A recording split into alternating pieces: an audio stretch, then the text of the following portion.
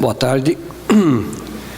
Vamos continuar com os painéis no segundo dia, agora na parte da tarde, tratando de um assunto que sempre gera muitas dúvidas para os provedores, que é o novo Regulamento de Direitos do Consumidor, o RGC, e essas dúvidas estão relacionadas a que esse é um regulamento muito amplo, ele afeta todos os operadores de telecomunicação, de todos os tipos de serviços, e tem, evidentemente, no próprio regulamento, uma série de definições do que não se aplica a pequenos operadores, que são a maioria dos que estão aqui. Operadores abaixo de 50 mil usuários e muitos operadores abaixo de 5 mil usuários. Então, como nós, como provedores regionais, que dificilmente tem um tamanho acima de 50 mil usuários, temos que também seguir o regulamento, mas naquilo que nos afeta. E isso são as dúvidas, geralmente, que vão surgindo, que a gente já tem discutido muito em lista, e isso gerou a necessidade de fazer esse painel para a gente procurar esclarecer um pouco como é que anda essa situação do RGC. Então, para começar, eu passo a palavra ao senhor Fabrício, para que ele possa nos explanar sobre a posição da Anatel e sobre o RGC. Se quiser falar ali, pode falar.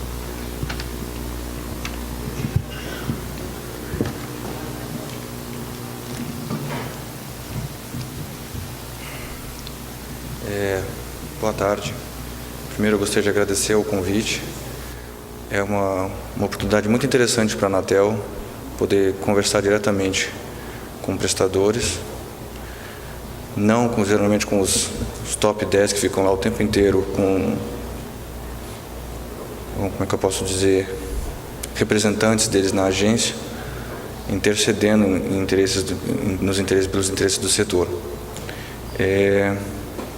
Explicar o RGC, pelo menos para mim, faz todo sentido. Primeiro, porque ele está escrito numa linguagem que já é normalmente hermética, que é o direito. Tanto é que as pessoas passam 5 anos estudando para poder escrever, entender e trabalhar o direito. Mas o mais difícil ainda é porque nós vamos falar de telecomunicações, que é outra linguagem bastante hermética também. Essa linguagem é tão difícil, mas tão difícil de compreender, que um dos nossos principais desafios lá na superintendência, do qual eu faço parte, é transformar essa linguagem numa linguagem que o consumidor consiga compreender. Então a gente não vai falar, por exemplo, de SCM, mas vamos falar de banda larga. Então sim, faz todo sentido explicar o RGC. Gostaria de cumprimentar também os demais colegas da mesa. E então, se por gentileza puder passar para o próximo slide. Clica aqui e passa. Esse aqui, claro, desculpa. Ainda bem que não morte. Primeiro, assim, vamos falar do qual é o tamanho do setor que a Anatel tem que regular. Então, esse é o tamanho que vocês estão vendo aí. São aproximadamente 372 milhões de acessos. Pois não? Claro. E 4 mercados bastante importantes. O RGC, bem que seria interessante se ele valesse para todos os serviços de telecomunicações, mas não para a Anatel. Regular é muito importante quando você imagina que você precisa estabelecer relações entre todos os que estão no cenário. Entenda-se, todos significa governo, significam prestadores, significa consumidores. Mas se nós fôssemos regular tudo, ia ficar tão difícil que provavelmente ninguém ia gostar de entrar no setor de telecomunicações. Entendam que assim, a tentação da caneta, ou seja, de escrever regras, é muito grande. Mas não é uma boa ideia para vocês. Uma das coisas que a gente tem bastante em mente lá é o que chega de volta para a Anatel, por exemplo, de reclamação. Nós usamos isso como um termômetro para saber, por exemplo, o que precisa mais da atenção do ente regulador. Porque uma das grandes dificuldades de regular é que nós não somos nós quem fazemos o trabalho de vocês. São vocês mesmos. Então fica muito difícil, sem estar no lugar de vocês, saber o que eu preciso regular. E então fica muito fácil eu sair espalhando regulamento a esmo e atirando com espingarda de sal, aquela que você não faz mira nenhuma. Isso gera um custo enorme para o setor e tanto para a agência reguladora, seja porque vocês precisam se adaptar ao que a gente escrever, seja porque eu tenho que fiscalizar tudo que me der na telha e escrever também. Então a ideia de você acompanhar as reclamações para poder mirar no lugar certo parece uma ideia razoável. Então nós começamos, por exemplo, a verificar quais são os motivos que mais fazem com que o consumidor saia da sua zona de, eu não vou chamar de conforto, porque seria uma injustiça com o consumidor, mas sai da sua rotina e vai reclamar conosco na Anatel. Ou seja, de repente ele desiste de tentar só com a prestadora e vai falar conosco. Não, assim, não chega a ser uma novidade dizer que o maior problema que faz com que ele venha até nós é o seu bolso, que são os problemas de cobrança. Depois nós temos problemas de qualidade, e quando a gente fala qualidade, nós estamos aqui dizendo reparo na rede, instalação, problemas físicos mesmo, problemas de infraestrutura. Depois nós teríamos o cancelamento, que tanto incomodou que acabou criando uma regra específica para o NRGC, serviços adicionais, atendimento, e nós temos 28% de outras coisas que são tão pequenas que não vale a pena a gente desdobrar aqui. O que é o RGC, então? Vamos fazer um pequeno contexto dele. O RGC foi uma reação, então não é uma coisa assim do estilo... A Anatel não tirou da cartola que quero fazer um regulamento de consumidor. Na verdade, foi uma reação. E essa reação foi dentro de um contexto do Plandec. Então, foi um compromisso com a Presidência da República. E, nesse sentido, nesse cenário em que, inclusive, a Ministério da Justiça teve uma Secretaria Nacional do Consumidor só para ele, dada a importância que esse tema passou a ter pelo Poder Executivo, a Anatel entendeu que a sua maneira de contribuir, de repente, era fazer um regulamento de direitos do consumidor. E esse regulamento saiu. Esse regulamento não foi uma coisa fácil de sair, ele começou em 2010 e só veio se concretizar em março de 2014. O objetivo inicial dele era unificar regras, porque nós enxergamos grandes quatro mercados, que é telefonia fixa, telefonia móvel, banda larga e TV por assinatura. E aí, se você tivesse sentado assistindo televisão no seu quarto, você tinha um direito. Mas se você se levantasse da sua cama lá para poder, de repente, ligar para alguém, o seu direito tinha mudado completamente. O seu prazo para reclamar tinha mudado, o seu direito de ressarcimento tinha mudado, suas condições de suspensão parcial todas tinham mudado. E isso, como eu disse antes, para uma linguagem hermética, para um cenário de telecomunicações que é complicado, não fazia sentido e era um custo muito grande explicar para o consumidor por que seus direitos variavam conforme o lugar dele na casa. Então, sim, vamos unificar isso aí. Só que, nesse sentido, o regulamento cresceu também. Seja para poder se enquadrar nas diretrizes de proteção ao consumidor que o Plandec trouxe, seja também porque a Anatel percebeu outras necessidades para isso. E aí, então, ele deixou de ser, se nós fôssemos usar essas letrinhas que estão em cima, regras, atendimento, cobrança e oferta, seria então RACO. Então, ele deixou de ser RACO para virar RGC, que era um objetivo mais amplo. E no final das contas a gente percebeu que a gente precisava deixar o consumidor mais capaz de lutar pelos seus próprios direitos. E isso envolvia tanto ele ter mais acesso a informações, como também ter mecanismos que possibilitassem ele entrar em contato com a prestadora e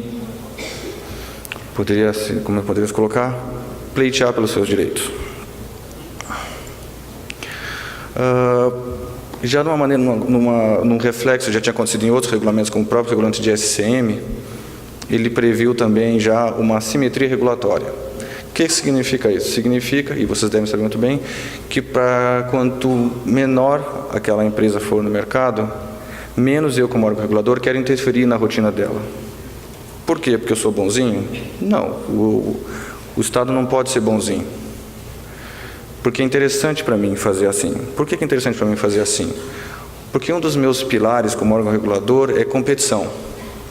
Mas se eu começo a colocar tantos entraves para novos prestadores entrarem no mercado, ninguém vai querer entrar no mercado, e aí eu vou ter que lidar com 3 ou 4 fortes que vão acabar me dando mais trabalho que dariam se eu colocasse 500 no mercado. Quando eu tenho 500 no mercado, eles se controlam, eu não preciso ficar cuidando deles como órgão regulador, nem preciso gastar tanto recurso de fiscalização. Quando eu tenho só 4, o troço fica mais sério. Então, a ideia é, se eu diminuo a pressão sobre o pequeno prestador, ele tem mais chances de entrar no mercado. Então, por isso que a ideia da Anatel de aplicar regras mais brandas para os entrantes faz todo sentido do ponto de vista econômico, do ponto de vista da concorrência. Isso não faz tanto sentido do ponto de vista do consumidor. Então, nós já fomos questionados como órgão regulador de por que o consumidor do prestador de pequeno porte tem menos direito que o consumidor das prestadoras de grande e médio porte. A gente entende, primeiro esse é o argumento econômico que nós demos, de que eu preciso estimular novos empreendedores nesse mercado. A segunda parte não é que ele tenha menos direito. A questão é que existe um menu de direitos no mercado. Você pode ter mais direitos com aquela prestadora maior, ou você pode ter uma gama menor de interferência estatal e, portanto, menos direitos exigidos pelo órgão regulador, mas não menos direitos protegidos pelo CDC, porque você optou, de repente, por um preço melhor para o teu prestador local, que é uma pessoa com quem você se entende melhor, que te entende melhor também. E, portanto, você não precisa ser tão protegido pelo Estado, pelo menos pela Anatel. E, do ponto de vista econômico, isso faz todo sentido para nós. Talvez não faça tanto sentido para a órgão de defesa do consumidor, tanto é que nós fomos por eles questionados por causa disso. Mas o RGC trouxe uma novidade também, que é a microprestadora. O que é a microprestadora? A microprestadora é uma previsão que está lá e aí vai começar o juridiquês, lá no artigo 108 do RGC. E ele fala que aquelas prestadoras que têm menos de 5.000 assinantes ou contratos não precisam se ater a todas as regras do RGC. Especificamente falando, ela vai falar só dos direitos e deveres. Isso significa que é muito brando, sim. Na verdade, está bem, e me perdoem pela palavra, está bem frouxo no que se refere ao RGC, especificamente para o microprestador. Eu vou usar esses ícones que vocês estão vendo aí ao lado para representar ao longo da exposição quando uma regra vale só para o grande, quando uma regra vale para o pequeno prestador e quando uma regra vale para o microprestador. Então, e esse ícone que vocês estão vendo à direita, que provavelmente ninguém consegue entender o que é, na verdade é uma representação gráfica do Manual Técnico Operacional. O que é o Manual Técnico Operacional? Ele é produto de um trabalho do grupo de implantação, que está se reunindo, provavelmente, uma vez por mês, no mínimo, para discutir os detalhes das regras do RGC. Nesse sentido, esse regulamento foi pioneiro, porque depois de implementada a regra, nós chamamos o setor para sentar na mesa e discutir como é que aquela regra tem que ser implantada. Por quê? Porque eu quero que aquela regra seja implantada da maneira como eu pensei, como eu a concebi na hora de escrever a regra. E não faz nenhum sentido eu esperar 2 anos para fazer uma fiscalização, 1 ano para fazer a fiscalização, para verificar se a empresa fez o que tinha que fazer, e eu chegar lá e descobrir que ela não fez o que tinha que fazer, mas ela já gastou horrores para implantar aquela regra. E aí fico eu de um lado indignado porque ela não está fazendo o que eu queria, e ela de outro indignada porque, afinal de contas, ela não fez o que eu queria e agora vai tomar uma multa de fiscalização porque não está fazendo o que eu queria. Quando eu falo o que eu queria, na verdade é a regra, entende? A ideia de um regulador escreve a regra e vai acompanhar a implantação dela. Então, para garantir que ela despendesse os seus esforços, os seus recursos da maneira correta, é que se concebeu um grupo. Mesmo porque é ali que nós vamos descobrir as limitações técnicas e, quiçá, operacionais de cada regra. Essas regras que estão vendo aí, por exemplo, então, nenhuma dessas regras vale, por exemplo, para o microprestador. Então, nós temos o cancelamento automatizado, que foi uma novidade, e tem, inclusive, como eu diria, previsões específicas para a pessoa jurídica. Então, o cliente pessoa jurídica também tem acesso a todo o RGC. E aqui, por exemplo, esse é um caso de regra específica para ele. Então, tudo então tem que ir no manual. Na verdade, posso deixar depois com vocês o link do manual, mas ele pode ser encontrado na página da Anatel, /consumidor, em outras cartilhas. Então, nós temos retorno imediato das ligações, créditos pré-pagos, informação prévia sobre a validade do crédito e promoções para clientes atuais e novos. Inclusive, essa última ela está suspensa por uma decisão judicial. Todas essas regras elas têm como escopo trazer para o consumidor uma capacidade melhor de compreender seus direitos e pleiteá-los, e defendê-los, e muito na ideia de transparência. Nós temos lá na agência, principalmente na área de acompanhamento das reclamações do consumidor, uma noção de que um dos maiores problemas que nós encontramos hoje é uma quebra de expectativa, em que o consumidor ele é eu vou dizer encantado com uma oferta, só que entre aquilo que vocês acham, que o prestador acha que está explicando para ele, e aquilo que ele compreende do que ouviu, e aquilo que ele vai se lembrar depois, tem um universo tão grande que está gerando um enorme ruído. Então, aproximadamente 10% das reclamações que nós temos no call center hoje são de transparência na oferta. Ele não entendeu o que vocês venderam para ele. Então, isso é uma das preocupações principais da RGC, é trabalhar justamente nisso, que haja uma clareza nesse sentido. Por exemplo, aqui eu fiz um outro quadro para deixar mais claro para vocês as diferenças, por exemplo, entre uma grande prestadora e uma pequena prestadora, ou uma prestadora de pequeno porte. Então, esses quadrinhos em verde significam que a regra se aplica para ele, e esses quadrinhos em branco significam a diferença entre a regra de um e para outro. Qual era a ideia disso? É justamente, de novo, tornar mais fácil um pequeno prestador ingressar no mercado. Só que nem tudo a gente consegue relativizar. Então, tem regras que vão acabar sendo iguais para os dois. Vocês vão perceber que tem dois ícones do manual do lado da rescisão de forma automatizada, que é o cancelamento automático, e o retorno da ligação. E do lado também tem os artigos de cada um. Então, caso depois vocês queiram pegar a apresentação e usar como consulta. Então, uma das coisas que nós estamos bastante preocupados, por exemplo, é a questão do sumário. O que é o sumário? O sumário é aquele resumo das regras que eu tenho que saber na hora de contratar. E nós acreditamos que se esse sumário ele for entregue para o consumidor, numa relação em que você enxerga o consumidor como um parceiro e não como alguém de quem você quer extrair recursos para a sua empresa, você não vai ter problemas com o seu consumidor. Na verdade, toda empresa tem dois investidores. Aquele que coloca dinheiro nela para que ela preste seu serviço e aquele que coloca dinheiro nela para receber seu serviço. Se toda empresa enxergar o seu cliente como um investidor nela, esse sumário, por exemplo, vai ser um documento limpo, um documento em que os dois vão atuar de boa fé para passar essas informações para ele. E aquilo que você talvez fosse ter de despesa com CRM, com call center, com atendimento, talvez você não tenha, porque as regras foram limpas, foi um jogo limpo entre você e o seu consumidor, por exemplo, e você e o seu investidor.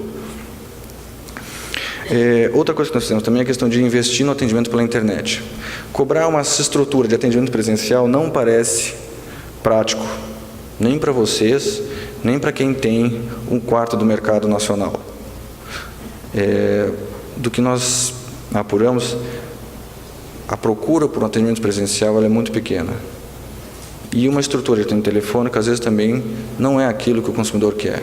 Ninguém gosta de ligar para o seu prestador e ficar ouvindo musiquinha, de pedir para alguém para guardar, de cair a linha, de, por favor, repita pela terceira vez o que o senhor gostaria de falar, porque ninguém me contou até agora.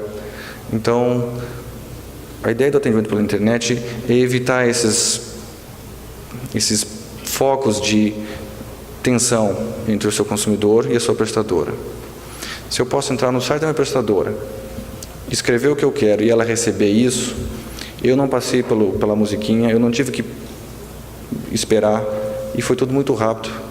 E a prestadora vai receber aquilo de toda forma, vai estar escrito. Inclusive, eu vou evitar aquele ruído entre o que eu escrevi, o que eu disse e o que a atendente entendeu. E a gente entende que também isso é uma das maneiras de diminuir a tensão entre os consumidores. Então, por exemplo, o atendimento pela internet tem que ter para todo mundo. Muito embora, por exemplo, para os prestadores de pequeno porte, a situação seja bem mais simples. Você tem que ter, na verdade, uma página na internet e, por exemplo, um e-mail já resolve. Desde que você tenha um e-mail, que naquele e-mail você receba todos os pedidos de reclamação, de solicitação, de pedido de informações, o que quer que seja, você aceite que o seu consumidor entre em contato com você por aquele e-mail, você já estaria atendendo o RGC.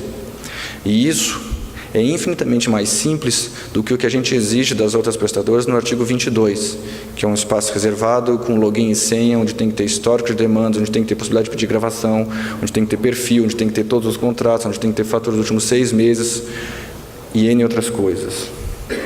E a ideia foi justamente assim, não sobrecarregar com aquilo que a gente não precisa sobrecarregar o pequeno prestador. Não obstante, até por conta do decreto, do SAC, Todos têm que gravar ligações. Muito embora o pequeno prestador só tem que guardá-la por 90 dias e as prestadoras de maior porte precisam guardar por 180. Outra coisa também que nós não podemos, por exemplo, abdicar, foi de que as ofertas sejam padronizadas e conhecidas pelo seu consumidor. O que significa isso? Significa que todas essas ofertas têm que estar no seu site. Todos os planos de serviço que você oferece para o seu consumidor têm que estar lá. Ele tem que entrar no seu site e achar isso lá. E que todas essas ofertas também têm que estar num arquivo, em formato de Excel ou no formato... agora escapou a palavra. Formato XML, para que qualquer um possa ir lá e baixar esse arquivo com todas as suas ofertas. Por que a Anatel quer isso? Porque a Anatel quer fomentar o mercado de comparação de ofertas. Por que isso seria interessante? Porque raramente alguém agora, por exemplo, vai reservar o seu hotel no site do hotel, ou vai procurar sua passagem no site da companhia aérea. Ele vai num daqueles buscadores, num daqueles sites de comparação, e lá e pega a melhor oferta. A ideia é fazer isso para a telecom também. Então eu vou entrar num site desses de comparador e vou pedir que eu quero um plano de banda larga com 20 mega, 30 mega, e eu moro na cidade X, e eu queria então ver quais são os planos que tem para lá. E aí, então, esse comparador, ele vai ter ido no site de cada um de vocês, vai ter pego os planos de vocês nesse formato XML, vai inserir na base de dados dele, e quando alguém cliente quiser comprar um plano, ele vai lá e fala assim, eu quero isso, e então vai sair toda a lista de possibilidades para o consumidor. Isso para nós seria um dos mundos ideais, um dos perfis do mundo ideal, porque ia fomentar a competição e a disputa pelo consumidor, seja pelo preço, seja pelo nicho, porque só eu atendo naquela cidade, seja porque eu ofereço condições especiais, que apesar do meu preço não ser melhor, os consumidores preferem o meu serviço. Então todos têm que estar com esse arquivo lá. Esse arquivo, inclusive, o próprio manual traz o arquivo embutido dentro dele, que é o formato de como é que tem essa tabela, e dentro em breve o grupo de implantação vai aprovar também o manual de produção do XML, para que quem vai fazer isso aí tenha escrito e definido tintim por tintim o que precisa fazer. A ideia é não dificultar o cumprimento da regra, sim facilitar. Outra coisa que vale a pena mencionar também foi que o RGC trouxe, como é que eu poderia dizer? Ele abordou a ideia das ofertas conjuntas, serviços combinados, combo. Isso não havia até então no regulamento, mesmo porque como nós fazíamos regulamento para cada serviço, como é que eu, em um serviço, ia tratar de combo dos outros 3? Então, só no regulamento que trata dos 4, eu poderia falar de combo. E então veio, se um grupo presta serviços unificados, ele também tem que atender serviços unificados. O que significa que se eu vou numa empresa e contrato os 4 serviços, quando eu precisar do atendimento dessa empresa, do socorro dela, e falar para ela, eu preciso que você me ajude porque até está tendo algum problema, ele não possa ser encaminhado para outro lugar, porque não, aqui eu só vendo os 4, mas para atender você vai ter que ir no meu outro parceiro. Então isso não faz sentido para nós. Então a gente também tem a ideia da unificação do atendimento, que vem inclusive vem em função da Anatel ter disposto sobre o combo nesse regulamento. Vale a pena fazer um parênteses agora aqui sobre a questão do consumidor. A Anatel nunca falou a palavra consumidor nos seus regulamentos, ela sempre usava a palavra usuário. E nós recebíamos críticas por causa disso também. Porque o usuário não é consumidor e todo mundo fala em consumidor. Nós temos um código de defesa do consumidor, não um código de defesa do usuário. E foi muito difícil para nós explicar ao longo desses anos que para nós o usuário era um troço muito mais amplo, era um termo mais amplo que o consumidor.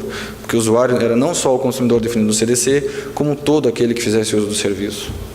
E aí nós tirávamos do nosso seara aquela discussão entre o destinatário final ou não do serviço. E nós perdemos essa luta. Tanto é que nós estamos usando a palavra consumidor. Eu digo perdermos porque a palavra consumidor ganhou uma dimensão e a Anatel não podia ser a única a remar contra a maré nesse sentido. Então nós passamos a usar a palavra consumidor também. E por causa disso nós também fomos questionados também. Ser órgão regulador sempre vai ser questionado por tudo que você fizer, por um lado ou por outro. Faz parte também da função pública você ter que se explicar. Ainda bem. Então, por que eu disse isso? Porque pessoa jurídica também é consumidor, também é cliente de vocês e também vai ter os mesmos direitos previstos nesse regulamento. Não é só porque essa pessoa jurídica tem um CNPJ e não um CPF que ela não vai estar protegida pelo RGC. Isso, de toda sorte, não mudou dos antigos regulamentos para cá.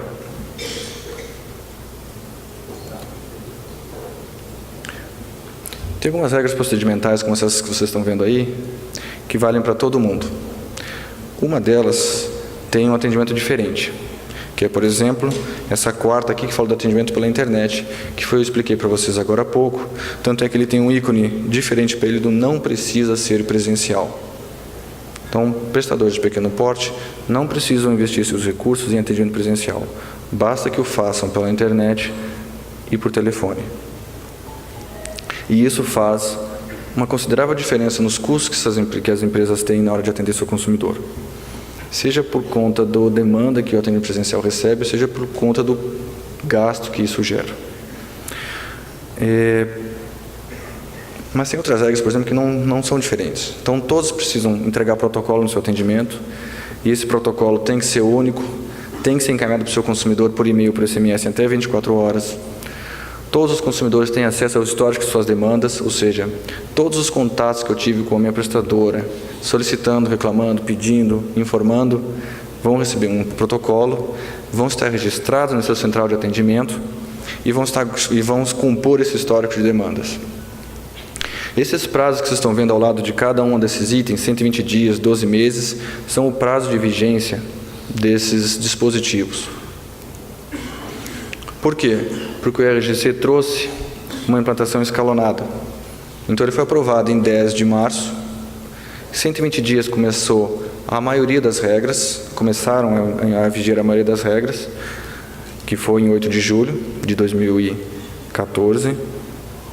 Então, o próximo lote de regras passou a vigir com 8 meses, o segundo lote começou em 12 meses, nós vamos ter um lote de regras também agora com 18 meses, e por fim, o último lote em 24 meses, que vai ser março de 2016. Nem tudo que o RGC trouxe foi novidade, mas as mudanças nele foram bastante relevantes a ponto de a Anatel entender que era razoável fazer uma implantação escalonada.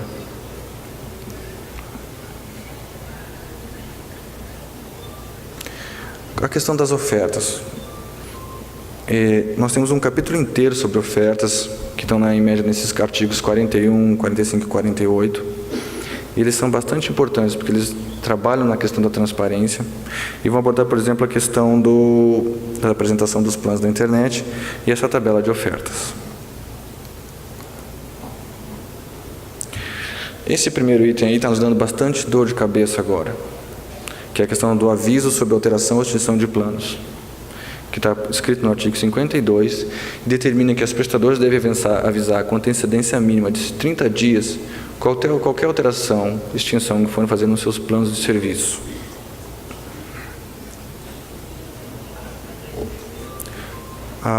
O Congresso Nacional acredita que essa regra do artigo 52 é o que permite às prestadoras fazer alterações nos seus planos. Mas não é o que a gente entende lá na Anatel. Na verdade, a gente entende a regra do artigo 52 como uma garantia para o consumidor, no sentido de que quando você for alterar o contrato, você tem que avisar antes. E as hipóteses em que você pode fazer isso não estão escritas no artigo 52, estão escritas em toda a regulamentação e legislação aplicada ao caso. Isso vai desde o Código Civil, o Código de Defesa do Consumidor e todos os mais 300 regulamentos da Anatel, que nenhum de nós leu. 300 regulamentos não é para ninguém. E então, eles estão, por exemplo, pensando em revogar os efeitos desse dispositivo, justamente na ideia de que vão proteger o consumidor, quando nós, a Anatel, entendemos que é justamente o oposto.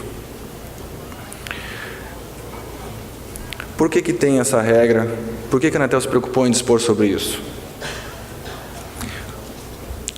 Se tudo der certo entre vocês e o cliente de vocês, vocês vão ter uma relação mais longa e duradoura do que muitos casamentos.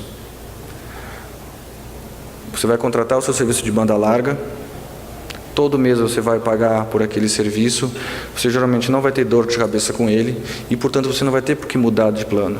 E aí, então, aquele contrato que você normalmente concebe por 12 meses vai se estender indefinidamente até que vocês resolvam romper relacionamentos. Isso pode se estender por 5, 6 anos, às vezes mais. E não é possível, no mercado de telecomunicações, e eu não preciso explicar isso muito para vocês, de que aquelas condições em que você firmou seu contrato 5 anos atrás têm que ser as mesmas para hoje. Porque senão, muitos de nós ainda hoje estariam contratando 2 megas de conexão, e não 10, não 15. E pagando mais caro por esses 2 megas do que hoje vocês vendem 10, 15. Então a questão é, a relação é duradoura, mas precisa ser dinâmica. Não faz sentido eu exigir que vocês cancelem o contrato de vocês, revoguem o contrato com todos os consumidores de vocês para oferecer um plano melhor para eles ou para renegociar as cláusulas. Mesmo porque as cláusulas são contrato de adesão, vocês não negociam as cláusulas com os consumidores de vocês, vocês oferecem um novo pacote de regras e ele aceita ou não. Então, qualquer benefício que viria para o consumidor de renegociar as regras não existe. Então, por que obrigar vocês a rescindirem todos os contratos e refirmarem 370 milhões de contratos toda vez que quiserem mexer nas regras? Isso é até antieconômico e ia fazer com que muitos consumidores ficassem sem seus contratos porque eles não iam responder para vocês, não iam confirmar as regras. Vocês teriam que ir pela lei, pela leitura isolada de um dispositivo do CDC, revogar e deixar ele sem serviço. Imagine o escândalo que seria, anualmente, 20% do mercado ficar sem serviço porque ele não respondeu o seu e-mail, a carta ou o SMS que recebeu, ratificando a vontade dele de continuar no contrato por conta das alterações que vocês precisaram fazer. Nesse sentido, a gente entende, sim, que por uma questão de regra de direito privado, vocês podem propor uma nova situação para ele e, caso ele não queira, ele pode sair. E, inclusive, sem pagar qualquer multa por fidelidade, se ele ainda estiver vinculado à cláusula de fidelidade. Outra coisa que vale a pena falar, por exemplo, é o relatório detalhado.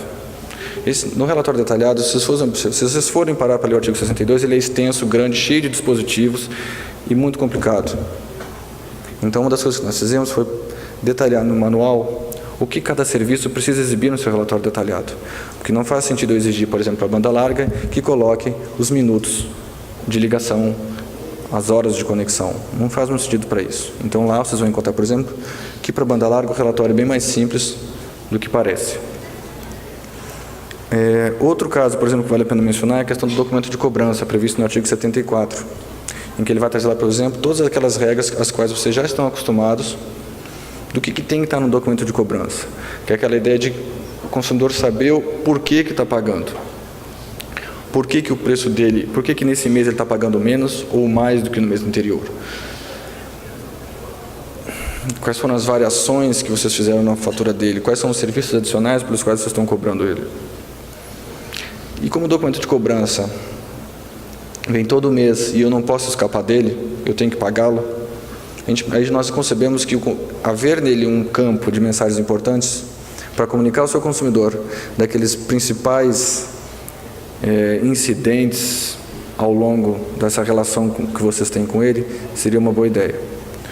Mas o desenvolvimento desse campo de mensagens importantes foi tão complexo, nós entendemos que não era o caso de estendê-lo aos pequenos prestadores. Então, vocês vão observar que só tem do lado do campo mensagens importantes o ícone correspondente às prestadoras de grande porte. E outro item então, que nós estamos discutindo agora, e por isso que não tem o ícone do manual do lado dele, é o aviso do fim da franquia. O que é o aviso do fim da franquia?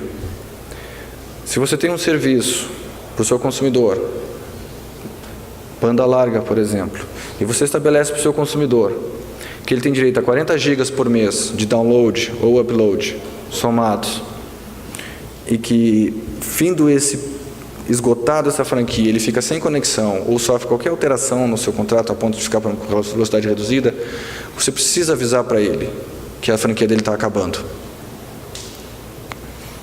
Senão, vocês vão ter de novo aquele problema meu conexão está ruim, ele vai reclamar para você. e, de novo, gerar mais tensão para o consumidor. Então, a ideia é, tem que avisá-lo. E essa é uma previsão, e essa é uma regra que vai entrar em vigência agora em setembro. Por isso que ela está prevista para 18 meses. Inclusive, essa regra está sendo discutida agora no grupo de implantação, justamente por causa da dificuldade que algumas empresas estão tendo de atender às disposições dessa disposição do regulamento. Por fim, as últimas duas principais regras que eu gostaria de falar para vocês é sobre a contestação de débito e a suspensão parcial. Esse regulamento trouxe uma regra, ele extensamente se debruçou sobre a questão da contestação de débitos. E uma das novidades que nós concebemos na época foi assim: eu não quero mais estabelecer um prazo para vocês responderem à contestação de débito. Quando eu não estabeleço um prazo, vocês têm a oportunidade de se destacarem por conta disso. Vocês podem, de repente, dizer para o seu consumidor e vender essa para ele, de que eu respondo em 5 dias. E vou te dar uma resposta condizente, com qualidade. Mas outra empresa pode achar que o bom é responder em 15 dias. E ela vai lá e responde em 15 dias. Então, não houve necessariamente um prazo para vocês responderem ao consumidor, mas houve sim um estímulo para que vocês respondam antes de 30. O que é esse estímulo? É que se vocês não responderem até 30 dias para ele, você entende de maneira cautelar que ele tem razão. Então, se ele já pagou, você vai ter que devolver para ele em dobro aquela parte que ele entende que não tinha que pagar para vocês. E se ele ainda não pagou, significa que você vai emitir um segundo documento de cobrança para ele, sem aquilo que ele entende que não precisa pagar. Isso não quer dizer que vocês perderam a oportunidade de provar para ele que ele deve pagar para vocês. Significa que agora o interesse é de vocês em fazer isso, porque se em 30 dias vocês não fizerem, vocês vão cautelarmente dar como correta a pretensão do consumidor. Então a ideia não é um prazo, por exemplo, que eu vá... Se vocês responderem em 29 dias, a Anatel não vai aparecer na porta de vocês e multar vocês por causa disso. O que ela vai fazer é, se em 30 dias você não respondeu e você não agiu conforme o regulamento determina, que é dar provimento, nem que seja cautelar, aí sim eu vou te multar. Mas você pode demorar o tempo que quiser para responder para ele. Mas em 30 dias você vai ter que pelo menos dar essa resposta, de assim, olha, como eu não tive tempo de te provar que você me deve, aqui vai cautelarmente o seu direito reconhecido. Outra coisa também que nos deu bastante questionamento, e dessa vez por parte do setor, não foi nem por parte dos órgãos de defesa do consumidor, foi a questão da suspensão parcial. O que nós tínhamos na Anatel? Nós tínhamos suspensão parcial só para serviço de telefonia. Então, quando nós fomos unificar as regras, nós tínhamos consumidores que não tinham consumidor de banda larga e consumidor de TV por assinatura não tinham isso. Então, a gente estendeu essa regra para eles, e aí nós nos vimos deparados com a situação em que as prestadoras alegaram para nós que não faz sentido eu reduzir a velocidade do meu cliente de banda larga quando acabar a franquia ou quando ele estiver devendo para mim. Não quero simplesmente cortar a conexão dele. E, de certa forma, a gente entende que é uma situação incômoda para o consumidor ficar com a velocidade reduzida a ponto de ele preferir pagar do que ficar devendo para vocês. Eu fui explicando para vocês sobre o grupo ao longo da apresentação, mas a ideia do grupo é justamente, ele é aberto para todas as empresas de todo o setor, então por isso que tem os 3 ícones aí que vocês estão vendo. Ele foi instituído pelo próprio regulamento, ele começou os trabalhos deles em abril do ano passado e provavelmente não vai encerrar em março do ano que vem, porque a ideia é um grupo permanente de discussão e aprimoramento da implantação do regulamento. Tudo que a gente faz vai para o manual, que é esse que vocês estão vendo agora, um pouquinho maior aí. Esse manual também ele é vivo, ou seja, conforme o tempo vai passando, novas disposições vão sendo acrescidas a ele. Tudo nele tem data e versão, para vocês saberem quando a regra começou a viger, quando foi que ela mudou. E ele foi dividido dessa maneira aí. Então nós temos um grupo técnico que debate as regras, se reúne com mais frequência. Temos um grupo executivo que aprova as regras. Esse grupo executivo tem tanto integrantes da Anatel quanto integrantes do próprio setor. E essa participação é aberta tanto para empresas individuais, como também por associações, sindicatos, representantes do setor também podem participar.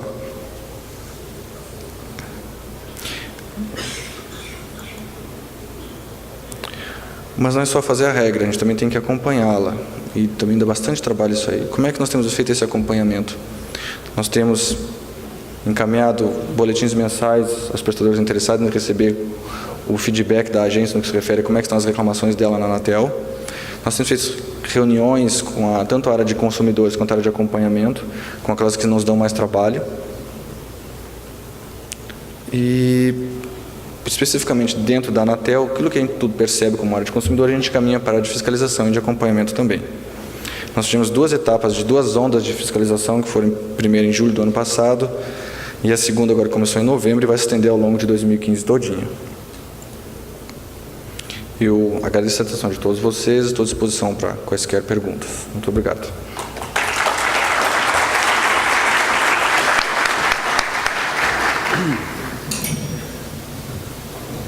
Eu vou passar a palavra para a Flávia, para que ela possa fazer suas considerações e perguntas sobre esse assunto. Boa tarde a todos. Queria agradecer pela apresentação do representante da Anatel e queria fazer algumas perguntas. A primeira delas é com relação a como a Anatel vê a abrangência do artigo 61 da Lei Geral de Telecomunicações, que estabelece uma diferença entre serviço de telecomunicações e serviço de valor adicionado, deixando bem claro que o prestador de serviço de valor adicionado, ele é um consumidor da prestadora de serviço de telecomunicações. E junto com o artigo 61 da Lei Geral de Telecomunicações, a norma 4 do Ministério das Comunicações, de 1995, que diz expressamente que o serviço de conexão à internet é um serviço de valor adicionado e, portanto, não é um serviço de telecomunicações.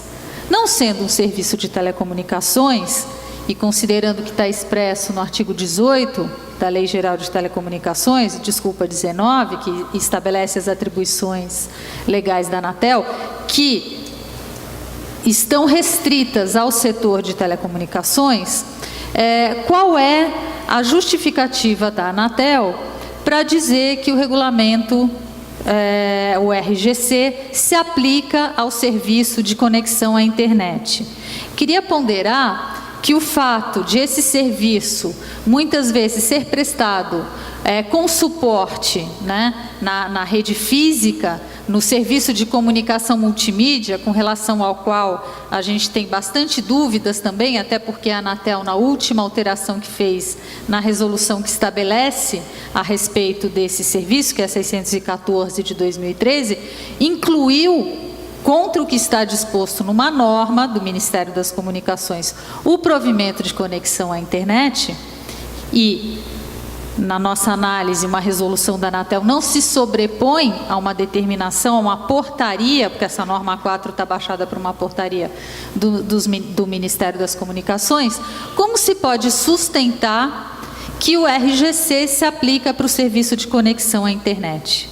Queria dizer que eu, como representante da Proteste, Associação dos Consumidores, não vejo prejuízo nenhum em que esse regulamento não se aplique, né, aos prestadores de serviços de conexão, porque nós temos o Código de Defesa do Consumidor, hoje temos o Marco Civil da Internet, que nos garante muito mais do que o RGC em alguns pontos que são sensíveis e que gerou, por exemplo, a iniciativa da Câmara dos Deputados de fazer o decreto legislativo para anular o artigo 52 do RGC, que, apesar da interpretação que foi feita pelo representante da Anatel, para mim aqui, e tem sido assim usado pelos grandes prestadores de serviço, justificam que, com um aviso por SCM preferencialmente, que é o que está disposto no artigo 52, a mudança do plano de serviço pode ser comunicada ao consumidor. E assim se derrubaram contratos que estabeleciam franquias e que, ao final das franquias, a velocidade do provimento de internet era reduzida, e agora as empresas estão bloqueando contra o que está expresso no Marco Civil da Internet, que no artigo 7º diz que o acesso à internet é essencial para o exercício da cidadania, no inciso 4 diz que o serviço só pode ser interrompido quando o consumidor está inadimplente, né? Então, eu queria... A minha pergunta é basicamente essa. Primeiro, como é que se sustenta, né, a aplicação do RGC para o serviço de conexão à internet, que não é um serviço de telecomunicações, por disposição expressa de norma do Ministério das Comunicações, e como se compatibilizar disposições que estão no RGC, partindo-se do pressuposto que ele poderia ser aplicado para os prestadores de serviço à conexão à internet, né, que são completamente contrárias ao que está disposto hoje no Marco Civil da Internet. E queria, por fim, fazer uma ressalva de que não é porque várias atividades se sobrepõem sobre o mesmo prestador de serviço. Aí aqui eu estou me referindo às teles, que são donas da infraestrutura, que têm licença de SCM e também atuam como provedoras de conexão à internet, que essas atividades não devam ser tratadas diferentemente, ainda que não por questões legais, mas por questões de política pública, de preservação da competição, de não se deixar que grandes empresas engulam pequenas empresas, dominem os mercados e, como resultado, a gente tenha desestímulo à inovação, desestímulo à pequena empresa, desestímulo a novos empregos e preços altos e baixa qualidade de serviço. Obrigada. Vai responder? Tá, pode ser então.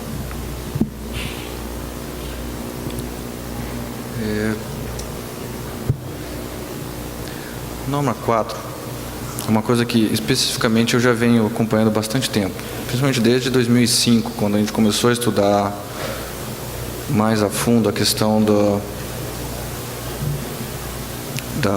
SVA prestado em suporte de rede de telecomunicações. A questão é, as empresas que prestam serviço de conexão à internet, elas não são reguladas porque prestam serviço de conexão à internet. Elas são reguladas porque o fazem por meio, prestando serviço de SCM também.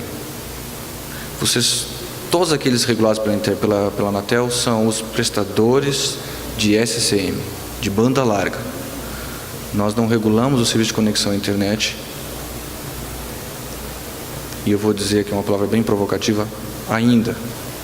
Por que ainda? Porque o próprio artigo 61, que diz que SVA não é regulado pela Anatel, junto com o artigo 19, também diz que a Anatel pode, inclusive, instituir novos serviços. Que a partir do momento que a Anatel entender que determinado serviço passou a ser serviço de telecom, ele deixa automaticamente de ser SVA. E como eu vou explicar o argumento jurídico aqui. A Anatel é quem diz o que está na sua área de competência a partir do momento que ela diz que determinada atividade é telecom. A partir do momento que eu tipificar que o serviço de autenticação, de conferência de IP, é um serviço de telecomunicações e eu der o nome que eu quiser para ele, ele passa a ser serviço de telecom e automaticamente deixa de ser SVA. Mas a questão não é isso que a Anatel quer fazer. A Anatel quer regular o prestador de serviço de comunicação multimídia. Acontece que muitos de vocês usam o serviço de telecomunicação multimídia para vender acesso à internet aos consumidores de vocês. E acesso à internet, serviço de conexão à internet, se a gente for entrar nos meandros técnicos, não são a mesma coisa. Então, a Anatel não regula serviço de conexão à internet, ela regula serviço de comunicação multimídia. Tanto é que, se você vende serviço de conexão à internet sem ter um SCM, sem ter nenhum autor de telecomunicações, você não será regulado pela Anatel. E durante muito tempo o UOL, o BOL, aquele monte de OL da vida lá não era regulado pela Anatel. E não são regulados até hoje, porque eles nunca compraram uma authority de SCM para poder fazer acesso à internet. Então, sim, é por isso que a Anatel regula a comunicação multimídia e vai continuar regulando esse serviço e acompanhando esse serviço. Esse serviço, inclusive, foi concebido dentro da agência. Não existiria SCM se a Anatel não tivesse concebido ele com base nas competências definidas no artigo 19 da LGT.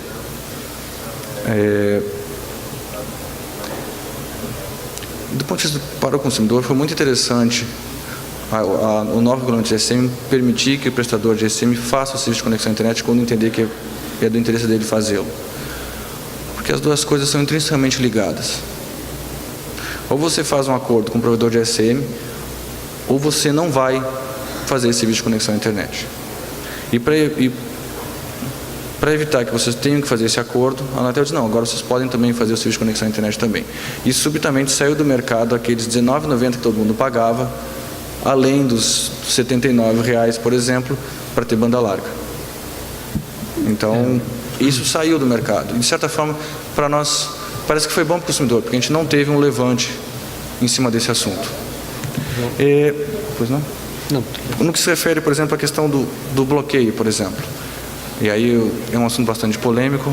Eu não vou poder me detalhar muito sobre esse assunto, mesmo porque a agência ainda está discutindo internamente isso lá.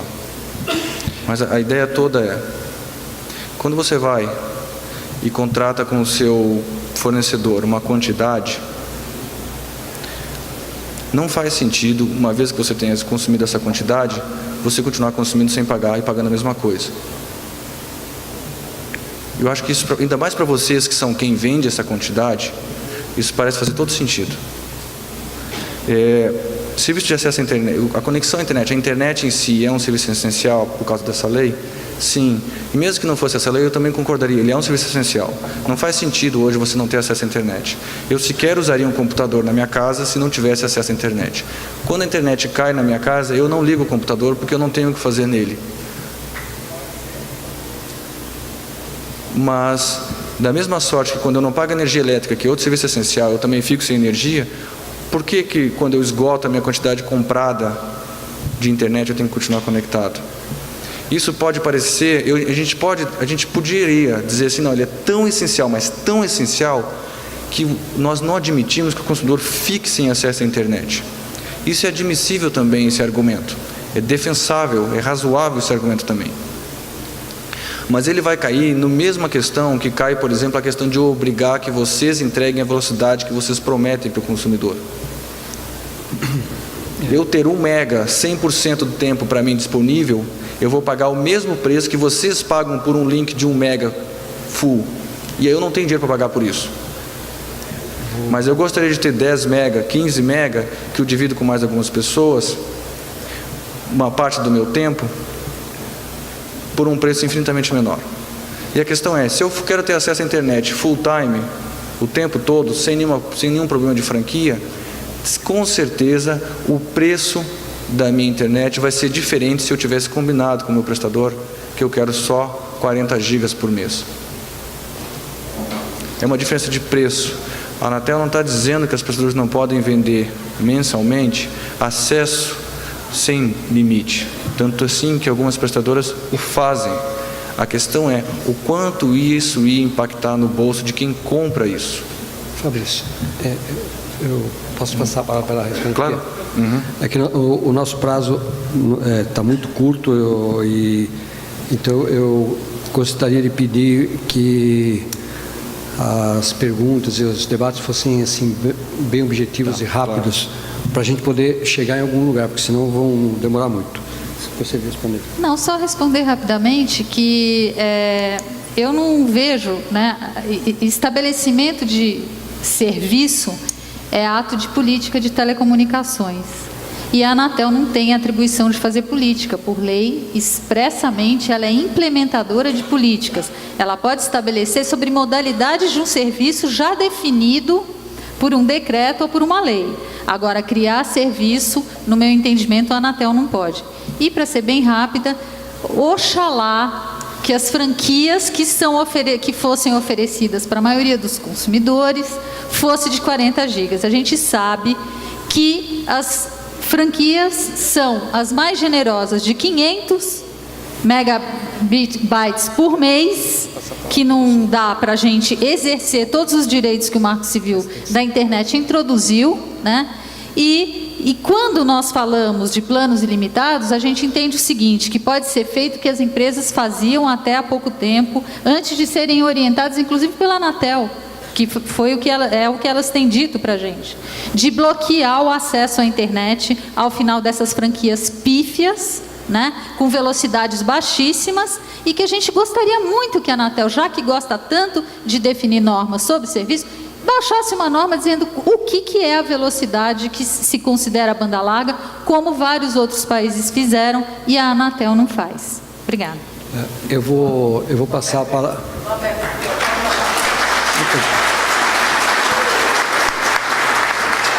Eu ainda vou abrir para perguntas num instantinho só. Eu vou passar para o doutor Alain, para ele poder fazer as considerações. O doutor Alain, ele é do escritório Silva Vítima e é também da assessoria jurídica da Brint.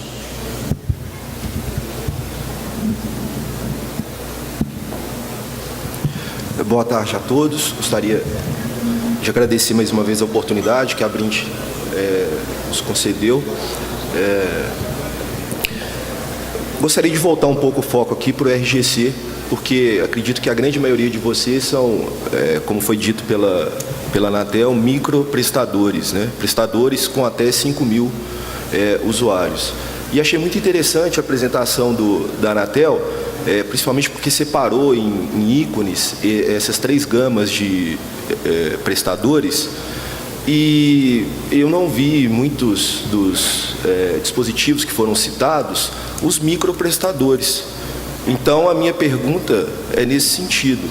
Os contratos das microprestadoras, né, as empresas SCM com até 5.000 usuários, conforme foi dito, que se aplica para as microprestadoras apenas o artigo 108, elas têm que respeitar todas essas gamas de aplicações, todas essas regras previstas no RGC, como, por exemplo, a suspensão do cliente com 15, mais 30 e mais 30, notificação escrita, várias normas e critérios que, como a gente sabe, oneram muito o provedor e a atividade de vocês. Então, minha primeira pergunta é nesse sentido.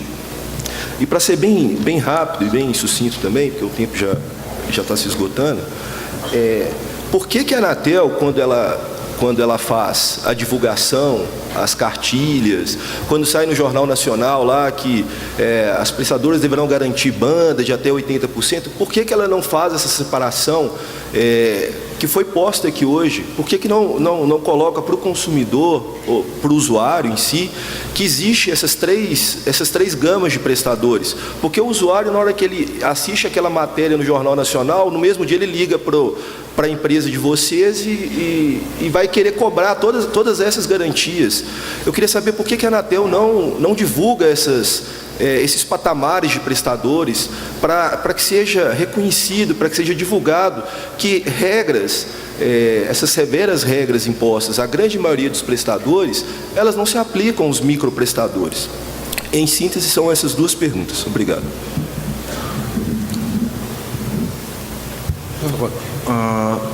No RGC, eu não me lembro agora quais são os artigos que tem no RGC de cabeça, mas são os artigos dos direitos, que provavelmente o 5º, e eu acho que o artigo 3º do RGC são os que valem para os microprestadores, que são direitos e deveres de maneira bem ampla. Então, você tem o direito de respeitar o consumidor de vocês, o direito de ser honesto com eles, o dever de ser honesto com eles. E o troço não vai mais muito longe disso aí. Então, nesse sentido, como eu usei a palavra antes, sim, a regra está bem solta para vocês, no que se refere ao RGC. Veja que o RGC ele entrou nos regulamentos dos serviços e nos regulamentos de geral de qualidade também. Então, ele mexeu lá também, mas não anulou completamente o regulamento do próprio serviço e nem o regulamento de qualidade. Então, aqueles 2 regulamentos continuam valendo para vocês em alguns aspectos, mas o RGC em si veio, inclusive, até umas situações mais brandas para vocês, porque ele revogou regras do regulamento geral e diz que aquilo que está previsto nele não precisa ser válido para vocês, não vai ser exigido de vocês. Há uma diferença entre a Anatel dizer que aquilo que não vai exigir isso de vocês e a conveniência de vocês acharem que vale a pena fazer isso porque vocês querem prestar um serviço de qualidade para o consumidor de vocês. Então, é mais ou menos essa a lógica. Então, por exemplo, a questão das regras da suspensão parcial. A não ser que exista uma previsão específica no regulamento do serviço, não, vocês não têm que obedecer aquela regra que está escrita no RGC, mesmo porque aquela regra não foi escrita para vocês. Na verdade, o RGC veio para tornar mais fácil a prestação de serviço para vocês nesse sentido, para que vocês consigam entrar no mercado com menos peso regulatório. Sim, para o grande prestador faz todo sentido cobrar regra para todo mundo, porque vocês vão ter mais dificuldade de concorrer com ele. Essa é a ideia. E por que a Anatel não explica essa diferença para o consumidor? Na verdade, a gente fala. A questão é, boa parte das vezes, aquilo que vocês enxergam na imprensa não foi o que a gente disse, foi o que eles resolveram falar do que a gente disse. Então, assim, a gente trabalha muito no sentido de elucidar o consumidor dessas coisas. Então, nós temos um portal na internet, Anatel/consumidor, que é justamente voltado para o consumidor entender telecomunicações, na linguagem dele. A gente tem um manual explicativo do RGC, que fala quando é que a regra vale, quando é que a regra não vale para o pequeno, para o grande, para o microprestador. E a questão é que isso talvez não dê o mesmo ibope que dê a própria regra em si, na hora de pegar e fazer a veiculação dela no meio de mídia. Mas até eu faço essa diferença. Em qualquer lugar que a gente vai, aquela lâmina que vocês viram, em que eu falo grande prestador, pequeno prestador e microprestador, está em todas as apresentações que a Anatel faz. Justamente porque não é que a gente não fale sobre isso, a questão é que isso talvez não tenha o mesmo destaque que o resto das notícias, do resto do assunto tem. Mas a gente faz isso e isso está incluído no nosso portal, essa explicação. Rapidinho, aproveitando essa linha, às vezes os fiscais da Anatel sabem separar esse código, SCM e SPA. Então, na mídia é uma boa ideia fazer, mas eu acho que tem que fazer internamente também. Sim, então esse é um problema grave na Anatel. Eu vou ler aqui uma pergunta que a plateia me mandou, que eu achei muito interessante. Ontem esteve aqui, nós tivemos uma palestra sobre a resolução de conflito dos postes, e o representante da Anatel falou que um dos problemas para mexer nisso daí era mexer nos contratos vigentes, pois feriria o ato jurídico perfeito. Só que agora, nessa lei do consumidor, nessas imposições que estão sendo feitas, estão ferindo os contratos que já estão vigentes, ou seja, agora pode ferir o ato jurídico perfeito? A explicação é longa para isso, é muito longa para isso. Eu não sei se eu consigo resumir no tempo que tem, mas a questão não é questão de agora está findado, agora pode, agora não pode. São contratos de prazo indeterminado, e nesses a gente entende que ele precisa ser dinâmico e capaz de se acomodar a algumas coisas, as mudanças que o cenário impõe. Por isso que a gente entende que a prestadora pode fazer essas mudanças. E veja, essas mudanças o consumidor não é obrigado a aceitar. Ele simplesmente pode entender que a prestadora passou do limite e cancelar o contrato com ela. Que, para todos os efeitos, é a maior punição que o consumidor pode dar para a empresa. Não há punição que a Anatel possa impor às prestadoras que seja pior do que essa. O consumidor diz assim, não quero mais você então sob essas condições. Mas, por exemplo, assim, mesmo nos contratos por prazo determinado, eventualmente firmados, esses a Anatel entende que não existe que você possa fazer. Que é a maioria dos casos das promoções, por exemplo, que eu vou falar agora de grandes prestadoras então, porque a questão é, elas têm um plano de fundo e vão colocando promoções em cima do consumidor. Essas promoções que se alteram toda vez que ela resolve renovar a promoção, então na verdade você está navegando num mar de inconstâncias, porque a promoção acaba e ela renova ela de maneira diferente, e não foi porque ela mudou a regra do contrato, foi que ela alterou a promoção. E aí ela te mantém nessa promoção e vai alterando aquelas regras conforme a promoção vai vencendo. E as promoções duram 3 meses, 1 mês. A questão toda é, nesse período em que que ela te prometeu alguma coisa com um prazo certo, ela não pode, nem ela pode mexer, e se ela mexer, ela até vai dizer que ela não pode mexer e vai sancioná-la em função disso. Então nós já tivemos casos em que a prestadora mexeu na promoção, que era por prazo determinado, até mandou ela voltar atrás. Olha, nessa promoção você vai ter que esperar ela acabar. Eu vou só abrir a pergunta que o rapaz queria fazer ali. Um momentinho, tá? Diga.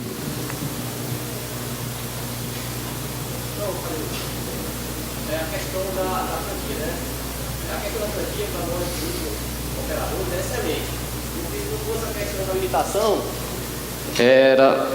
muitos não teriam crescido tanto, porque tem cidades que o 3G pega excelente, a operadoras grandes não tem o fixo, mas já pensou, você tem internet ilimitada móvel, excelente para nós microoperadores. Não sei se todo mundo concorda, mas excelente. Já peguei muito cliente da Oi, da Vivo, da Claro, conversando com eles aqui. Se não fosse a limitação da franquia, certo? A pergunta é, existe, se fala há muito tempo, todo ano eu venho para a Brint, se fala há muito tempo questão de franquia para rede, para internet fixa.